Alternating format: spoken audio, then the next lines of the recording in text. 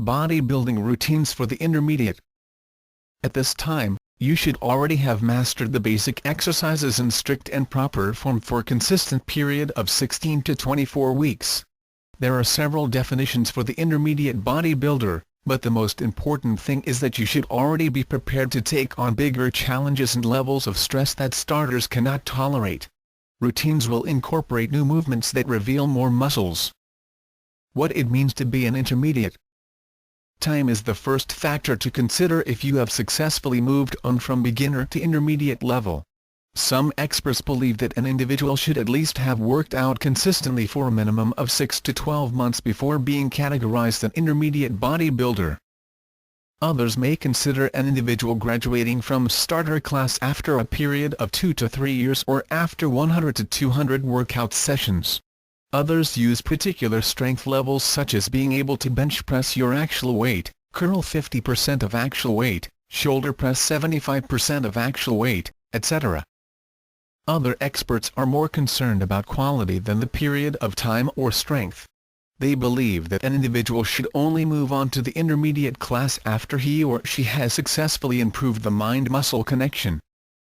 You should be able to control muscle movement accordingly by hitting the fibers specifically. You will be more prepared to do isolation movements by getting to know the feel when lifting instead of basic repetitions. An individual's capacity to recover should improve before taking an intermediate routine. Beginners can risk overtraining if they train muscles too often. You will know how quickly you recover by assessing your strength level when working out the same body part again. The routine. The intermediate phase should be a time for bodybuilders to incorporate a number of isolation movements to better stimulate the available muscle fibers. Workouts will now consist of both compound and isolation movements.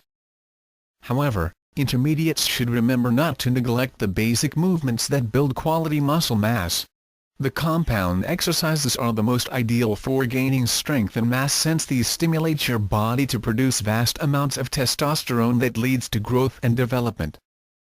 This is the period when you can add more weight, more sets, more exercises and incorporate machines and angular movements that hit deep-lying muscle fibers more effectively.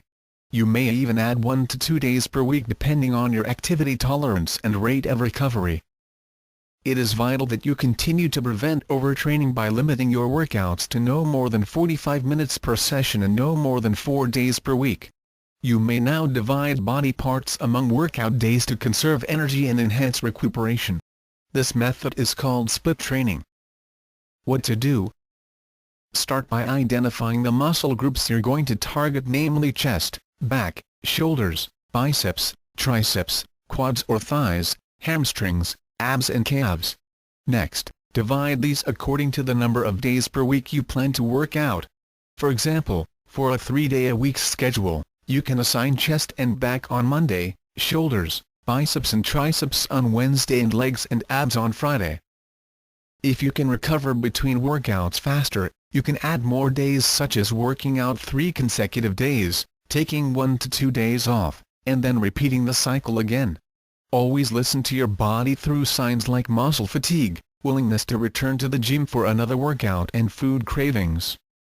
Most intermediates find it most effective to split the muscle groups over 3 days, then using the 4th day to work out problem muscles a second time.